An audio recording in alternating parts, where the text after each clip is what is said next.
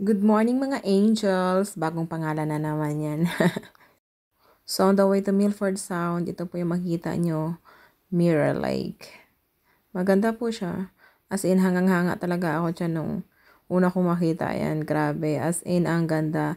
Siyempre, first time ko makakita niyan, kaya talagang yung mata ko, lumaki talaga. Wala man yan sa Pinas. Kaya parang hindi mo talaga maiwasan na nagmanol-manol ba? Nung araw na yan, ang dami pong tourist. Marami kaming kasabay na naglalakad papunta dyan.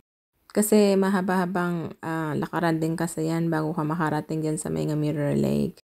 Pero not bad naman. At least makatayo ka galing sa sasakyan at makalakad-lakad din kahit papano, di ba? Worth it naman ang pagpunta mo dyan kasi mabubusog talaga ang mata mo sa ganda ng Mirror Lake na yan, oy. Kaya po ito tinawag na Mirror Lake kasi yung bundok na yan, nagre-reflect lang yan sa lake.